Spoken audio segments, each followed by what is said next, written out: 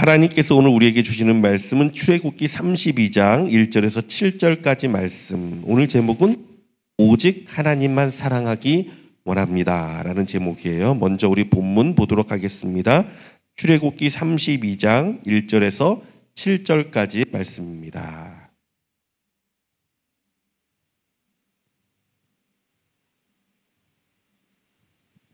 출애굽기 32장 1절에서 7절. 우리 다 같이 볼까요? 시작.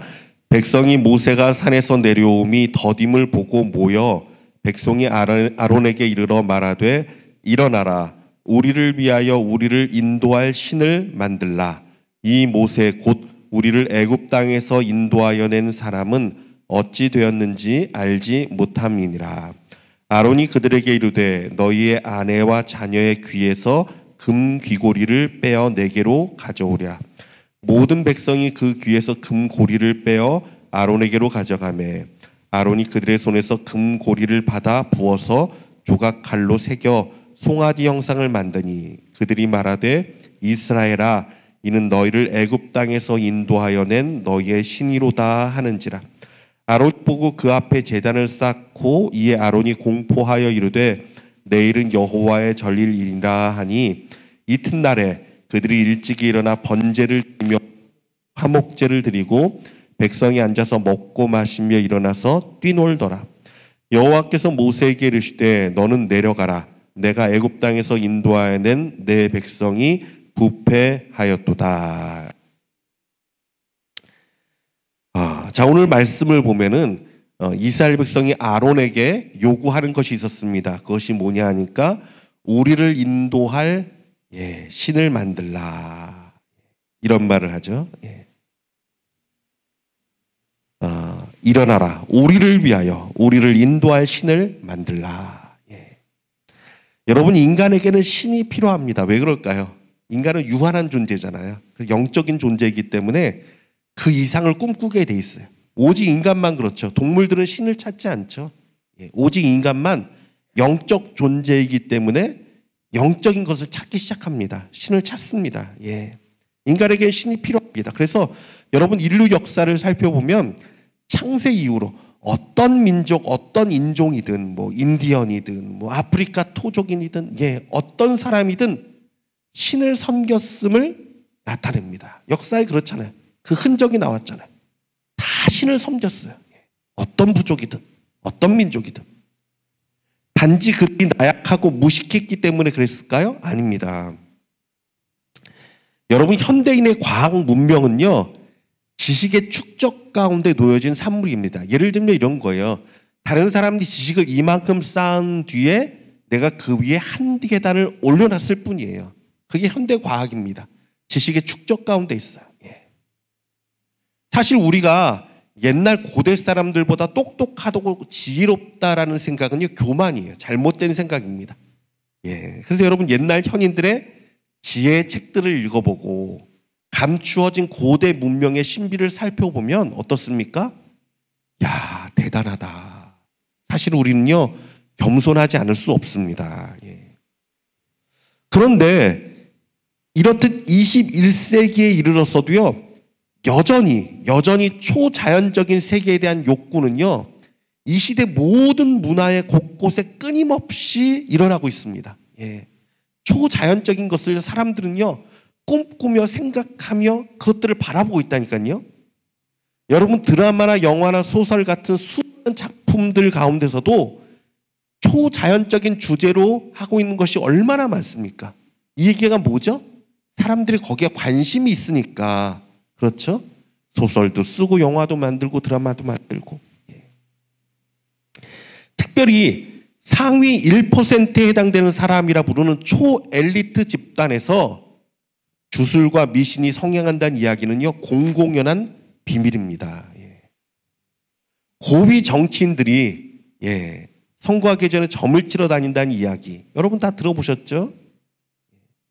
영화를 제작하기에 앞서서 그냥 진짜 똑똑한 그 사람들이요 다 같이 모여서 뭐 하죠? 돼지머리 갖다 놓고 고사 지내죠. 그리고 또 스튜디오에 귀신이 나타나면 그 노래는 대박을 난다는 그런 이야기도 많잖아요, 여러분. 알려진 일들만 해도 이 정도니까 보이지 않는 곳에서 일어나는 일은 얼마나 많은 일이 일어나는지 모릅니다. 자, 그렇다면 왜 인간은 신을 구합니까? 왜 신을 찾습니까, 인간이? 쉽게 말하면요, 한계를 넘어서고 싶어서 그렇습니다. 유일한 존재인 인간은 한계가 있잖아요. 넘을 수 없는 한계가 있습니다. 유일한 존재인 인간이 어떤 초월적인 존재의 힘을 빌려서 운명을 좀 알고 싶고 또한 그 운명을 바꾸고 싶고, 이게 사람의 심리란 말이에요. 주술적인 어떤 행위를 통해서 영적인 무언가의 도움을 얻고 싶은 거예요. 그래서 어찌 보면요, 우상이란 인간에게 결국 자기의 욕망을 채우기 위한 도구일 수 있습니다. 자, 제 얘기 이해가 되시나요? 자기의 욕망을 채우기 위한 도구로 사람은요, 우상을 만듭니다. 왜 그렇습니까? 부적과 주술을 써서 신을 속이기도 하고, 제가 이번에 한국에 나가서 영화를 하나 어떻게 보게 됐어요. 파묘라고요. 그게 뭐니까 그 무당 나오고 막 이러더라고요. 중간에 나왔습니다. 도저히 이건 볼 게 아니라서 중간에 나왔는데, 근데 영화에 보니까 그런 장면이 있더라고요. 돼지한테 뭘 막 그려놓고 귀신을 속이는 거죠. 그리고 이제 그 무덤을 파는 이런 장면이 나오는데, 맞아요. 주술을 써서 신을 속이기도 하고 원한이 서린 영을 달래기도 하면서, 그래서 결국 원하는 것이 뭐죠? 그들이 원하는 것이 내가 원하는 것을 얻어내고 싶은 거예요. 우상을 통해서 내가 원하는 것을 얻어내고 싶은 거예요. 이것이 우상입니다. 내 욕망을 채우기 위해서 어떤 영적인 존재의 힘까지 빌려서 내 뜻을 이루고 싶은 거예요. 그래서 사람들은 우상을 만듭니다. 그래서 사람들은요, 무엇이든 합니다. 자기 뜻을 이루기 위해서, 욕망을 이루기 위해서. 고대에는 자녀를 제물로 바치기까지 했습니다. 전쟁에 나가기 전에 자녀를 바쳐서, 그렇게 해서라도 자기의 욕망, 전쟁의 승리를 이루고 말겠다. 실제로 있었던 일이죠. 현대도 여러분 어떻습니까? 크리스찬들이요, 신앙을 팔고 영혼을 팔아서 우상 앞에 엎드리는 경우가 얼마나 많습니까? 무당 앞에 엎드리는 경우 얼마나 많습니까? 얼마나 잘못된 건 신앙 판 거잖아요. 자, 그렇다면 참 신이자 유일하신 신은 하나님은 어떤 분이십니까? 하나님은 어떤 분이시죠? 자, 여러분 잘 들으십시오. 하나님은 욕망을 채우기 위한 신이 아니라 사랑을 위한 신입니다. 할렐루야. 사랑을 위한 신이에요. 사랑하기 위해서 인간을 만드셨고요, 사랑하기 위해서 예수님은 모든 생명을 우리에게 쏟아 부어주셨고, 사랑하기 위해서 하나님은 천국을 마련하셨고요, 우리를 위해서. 사랑하기 위해 주님은 우리를 영접하십니다. 그 천국으로. 하나님은 사랑하기 위해서, 하나님은 사랑이시라. 이런 신이 없어요. 이런 주님이 없어요. 주님의 마음은 오직 어디에 있습니까? 사랑에 있어요. 우리를 사랑하기 위해서 창조하시고, 사랑하기 위해서 모든 것을 부어주시고. 그래서 여러분, 하나님이 우리에게 원하시는 것도 하나입니다. 우리에게 뭘 원하실까요? 하나님이요? 하나님을 사랑하기를 원하십니다. 여러분 이거 믿으시기 바랍니다. 하나님을 사랑하기를 원하세요. 참 단순하면서도 분명한 진리입니다. 생명을 다해 우리를 사랑하시는 우리 주님이 우리에게 요구하는 건요, 오직 진실한 사랑. 너무나 당연한 이야기 아닙니까? 주님이 우리를 그렇게 사랑하시니까 우리도 주님을 사랑하기를 바라는 것이죠. 그런데 이러한 하나님의 사랑을 무시하고 하나님을 이방의 우상과 동일하게 내 욕망을 채우는 도구로 전략시켜버리는 사람들이 등장을 합니다. 바로 오늘 본문의 광야의 이스라엘 백성들입니다. 이들은 모세가 십계명을 받으러 갔는데 내려오는 게 더디단 말이에요. 기다리다 지쳤습니다. 그러니까 이 모세가 아마 죽었을 것이라 생각한 것 같아요. 그 산에서. 그래서 그들은 아론을 찾아갑니다. 그리고 말합니다. 우리를 위하여 우리를 인도할 신을 만들라. 이게 우상이죠. 우리를 위한, 하나님을 위한이 아니라 나를 위한 나의 신을 만들어라 이거예요. 우리를 위한 우리를 인도할 신을 만들라. 그들의 욕망을 채워줄 우상, 그것이 송아지 형상을 하고 있든 혹은 뱀의 형상을 하고 있든 전혀 상관이 없습니다. 단지 그들은 그들의 욕망을 채워줄 눈에 보이는 신을 원하는 거예요. 여호와 하나님은 어떤 형상이 없잖아요. 하나님은 사실은 어떤 형상도 만들지 말라 그랬죠. 하나님은 우리가 믿음으로 봐야 될 대상인데 눈에 보이는 형상을 원하는 거죠. 그게 어떤 형상이든 상관없어요. 그것이 자기들을 인도할 자기들의 신이라 이거예요. 그들의 귀에서 귀걸이를 달라 하여서 그것을 부어 녹여서 송아지를 만들었습니다. 사실 그 귀걸이도 어떤 귀걸이입니까? 하나님이 그들에게 거저 주신 거죠. 노예가 무슨 금 귀걸이가 있어요. 금 귀걸이가 어디 있습니까? 이스라엘 백성이 애굽에서 나올 때 하나님께서 그들에게 폐물을 구하라 말씀하셨죠.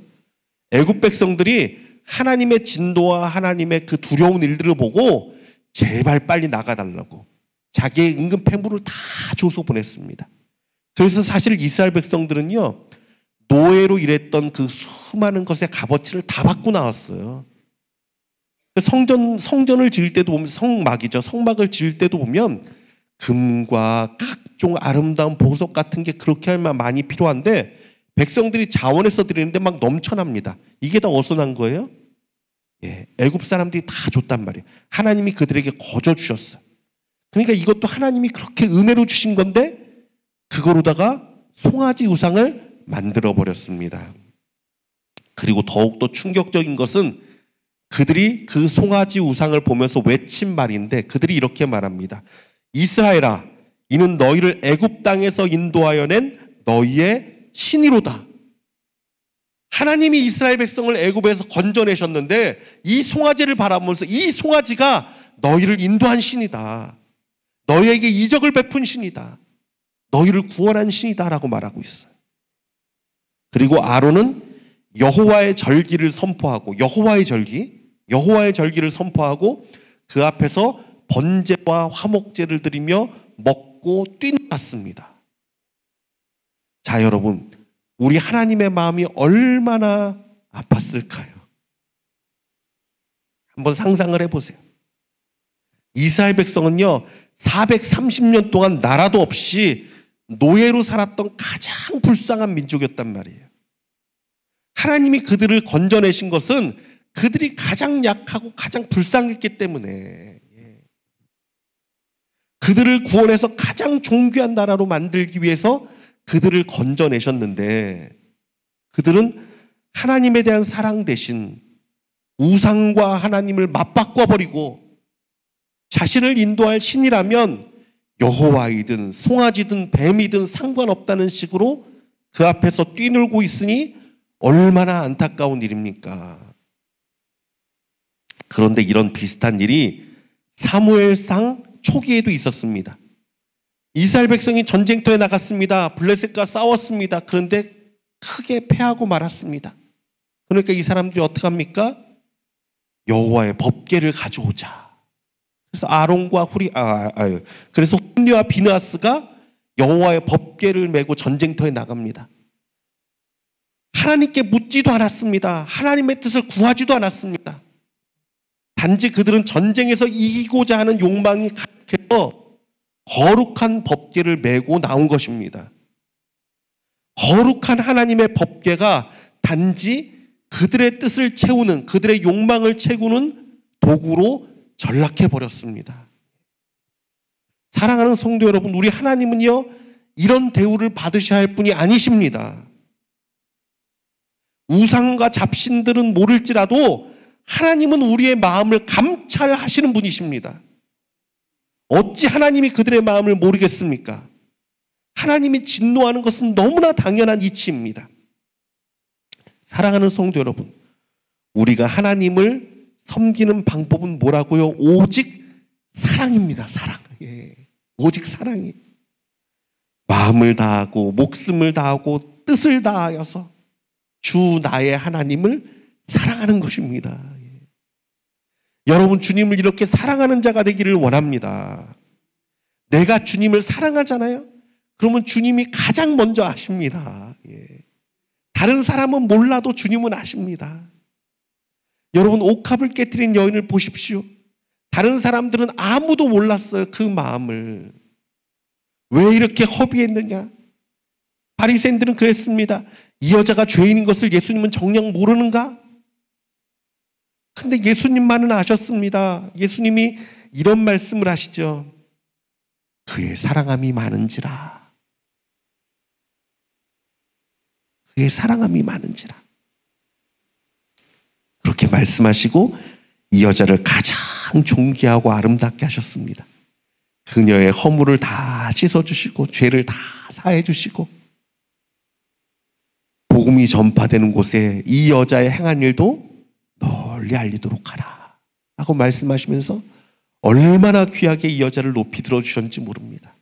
왜 그렇죠? 우리 주님은 우리의 마음을 아시는 분이에요. 그래서 우리가 주님을 사랑하면 하나님의 마음이 막 뛰어요. 하나님이 어쩔 줄 몰라 합니다. 주님을 사랑하는 사람은요, 하나님이 반드시 기억하십니다. 반드시 은혜를 주십니다. 우리 하나님은요, 절대 그 사랑을 배신하는 분이 아니기 때문이에요. 반드시 갚아주시고 반드시 축복하시고 반드시 인도하십니다. 이번에 제가 한국에 나가서 부모님도 뵙고 참 감사한 시간을 많이 가졌어요. 근데 사실 이번 한국의 그 여행이 더욱 특별했던 것은 33년 만에 신앙의 동역자, 믿음의 친구를 만날 수 있었기 때문입니다. 제가 영광에 있는 백수남부교회 가서 설교회 한다고 그랬잖아요. 이 친구가 사실은 군대에 있을 때 같이 한 내무실에서 있었던 친구인데, 말하자면 정말 끝이 없습니다. 하나님이 우리에게 은혜를 너무 많이 부어주셨어요. 군에서. 원래는 저는 그 진해에 있는 해군 교육사령부 군악대에서 근무하고 있었고, 저는 또 이제 전공이 성악이니까 비행사 파트잖아요. 그래서 원래는 이제 수자폰이라고 큰 나팔을 이제 큰 베이스 그걸 불라 그랬어요. 부대에서 그걸 연습해서 행사 때 불고 나가라고. 근데 그걸 부니까 목이 아픈 거예요. 이게 압이 이렇게 자꾸 오니까. 저는 성악을 했으니까 이걸 불면 안 되겠더라고요. 목을 상하겠더라고요. 그래서 겁도 없이 그 상사에게 말했습니다. 저는 아무래도 이건 못할 것 같습니다. 제게 목을 상할 것 같아서 이 학기는 못 불겠습니다 라고 말을 해서 완전히 찍혔습니다. 군악대가 얼마나 군기가 센데 하라면 해야 되는데 그거 거절했다고. 그래서 큰 북을 쳤어요. 큰 북을 치고 미운 오리 새끼 마냥 진해에서 이렇게 상병 다 달고 있었어요. 또 양정은이라는 친구는 일함대 동해 묵호에 있었는데 이 친구는 거기가 이렇게 교회 나가는 걸 핍박을 했대요. 교회만 가면 두드려 맞았대요. 서병조라는 친구는 그 진해 그 작전사령부에 거기 군악대에 있었는데 이 친구는 아예 격리가 됐습니다. 아주 힘들었던 친구예요. 그러니까 당뇨병도 심해서 몸무게가 50kg가 안 나갈 정도로 삐싹 마르고 먹는 것도 마음대로 못 먹고 이랬던 친구들인데, 사실 그때까지만 해도 각 부대에 있어 저는 몰랐어요. 근데 하나님이 어느 날 갑자기 14명을 해군 군악대 각 그 함대에 있던 14명을 국방부 군악대로 발령을 나게 했습니다. 이런 경우가 드물어요. 14명이 한꺼번에 국방부 군악대에 왔는데 해군들이 정말 하나같이 신앙들이 다 좋은 거예요. 그리고 신앙생활을 했던 어렵게 했던 친구들이 다 같이 모였어요. 얼마나 이게 은혜예요. 제가 또 가보니까 제가 병장 막 달고 이제 그 부대 국방부에 갔었는데 내 위로 고참이 1명 있고 우리 동기가 5명입니다. 그러니까 이제 누가 뭐라 할 사람이 아무도 없어요. 예. 그러니까 신앙생활하기 너무 좋았어요. 주일날은요, 삼각지에 있는 그 국군중앙교회에서 버스가 옵니다. 예. 종교활동할 사람들 타라고. 버스를 타고 삼각지에 있는 교회 가면요, 예, 거기는 교회가 큰 교회예요. 예. 그래서 그 국군중앙교회가 가장 군대에서 뭐랄까 그 대표적인 교회이기 때문에 유명한 목사님들은 다 초빙해요. 뭐, 순복음교회 그 누구죠?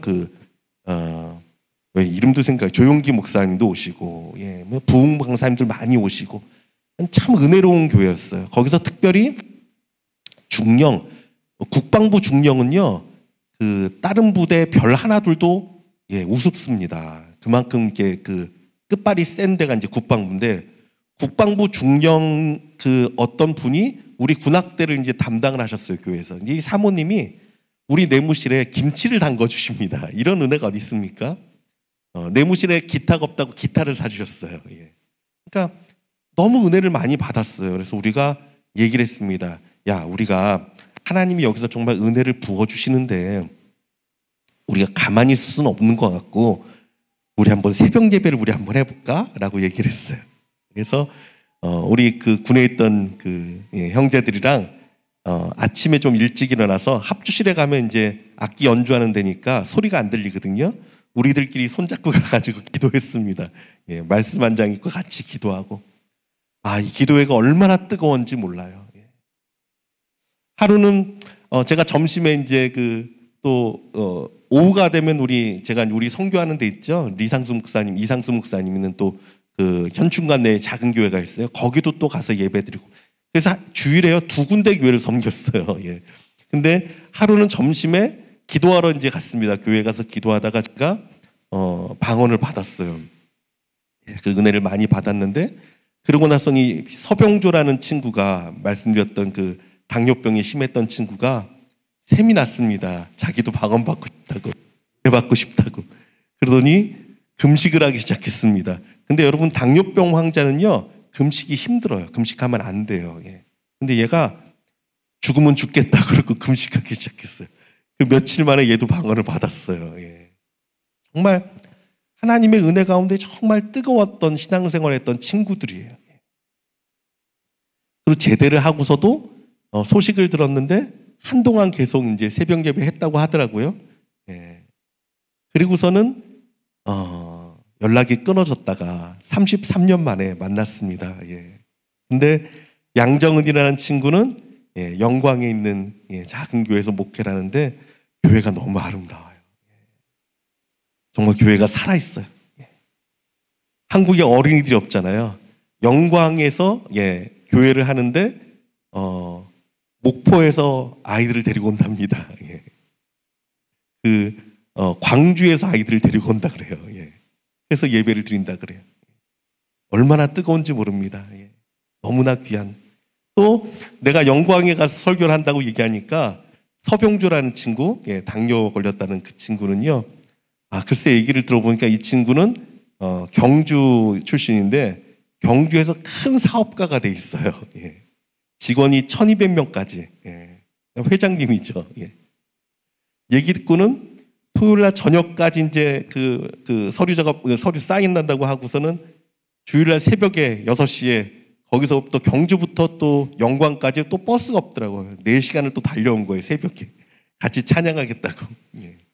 교회에서 예배 같이 드리고 제가 설교하고 3명이서 같이 모여서 찬양하고, 경배하고 또 밤새도록 얘기하면서 얼마나 감사했는지 몰라요. 얼마나 감사했는지 몰라요.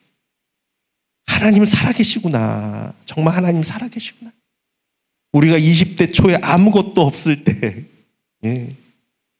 정말 힘들고 어려웠을 때 뜻을 정해서 우리가 하나님 앞에 기도하고 간구하고 우리가 뭐가 될지도 모르고 그랬는데 하나님께서 2명은, 한 명은 영광에서 목회하고 한 명은 미국에서 목회하고 한 명은 또 사업에 성공해서 또 교회 섬기고 있고 얼마인지 몰라요. 하나님 살아계시구나. 하나님이 우리의 기도를 다 들으셨구나. 그리고 무엇보다 반가웠던 게 그때 당시에 그 순수했던 믿음이 변치 않고 있다는 걸 보니까 제가 마음이 너무 기뻤어요. 예. 밤새도록 얘기하고, 예. 그러면서, 야, 내년에는 우리 교회 와. 우리 교회 와서 다시 뭉치자. 양정은 너가 이번에는 설교하고, 병조 너도 와서 같이 또 음악회 하자, 셋이서. 예. 그래서 정했어요. 내년 2월 달에 올 거예요, 우리 교회. 예. 얼마나 감사한지 모릅니다. 사랑하는 성도 여러분, 하나님은 살아계십니다. 하나님은 살아계세요.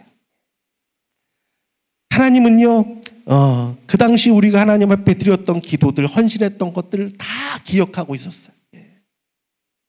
하나님은 그리고 역사하셨어요. 또다시 30년이 흐르면 우리가 어떻게 어떤 모습으로 서 있을지 모르지만 분명한 것은 하나님 앞에 순수한 믿음 변치 않고 진실하게 하나님을 사랑하고 있다면 우리는 분명 더 아름다운 모습으로 만날 수 있을 것입니다. 사랑하는 성도 여러분, 제가 사실 여러분에게 꼭 하고 싶은 말은 이것입니다. 여러분, 여호와 하나님을 사랑하십시오. 사랑하십시오. 우리의 마음은 부패하기가 참 쉽습니다.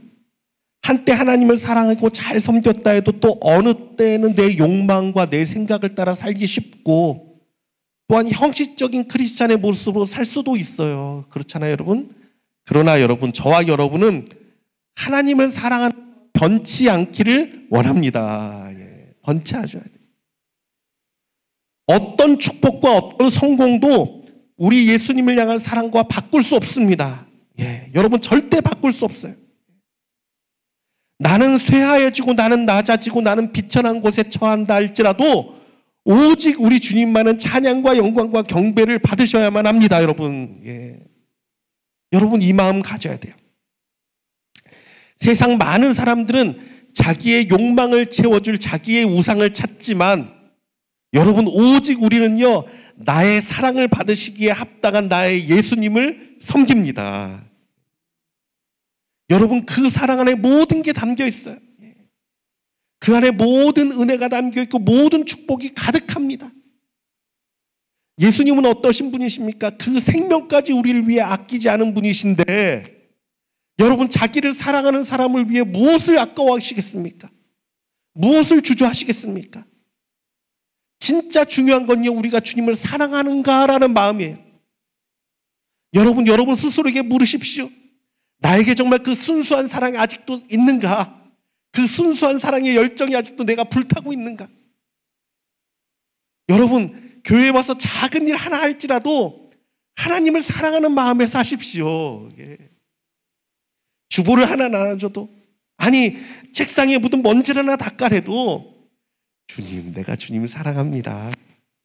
내가 찬양을 해도 주님, 내가 주님을 사랑합니다. 예배를 드려도 주님, 내가 주님 사랑합니다. 여러분, 이러한 고백이 우리 가운데 넘쳐 흐르기를 원합니다. 그러면 주님이 아세요. 우리 주님이 그래, 너가 나를 사랑하는구나. 세상 많은 사람들은 하나님을 섬기면서도 자기 욕심을 채우려 하고 자기 영광을 바라보기도 하고 자기 욕망 가운데 나아가는 사람도 있지만 너만큼은 정말 사랑하는구나. 하나님이 아십니다. 그거 하나면 돼요, 여러분. 하나님을 사랑하는 마음 하나면요, 하나님이 모든 것을 부어주십니다. 그래서 베드로에게 물으신 거예요. 너가 나를 사랑하느냐? 사랑하느냐? 예, 주님, 제가 사랑하는 줄 주께서 아십니다. 그래, 그거 하나면 된다. 그거면 된다. 내 양을 치라. 내 양을 먹이라. 내가 널 믿는다. 그거 하나면 돼.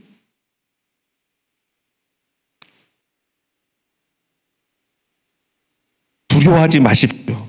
세상 헛된 우상의 마음을 빼앗기지도 마십시오.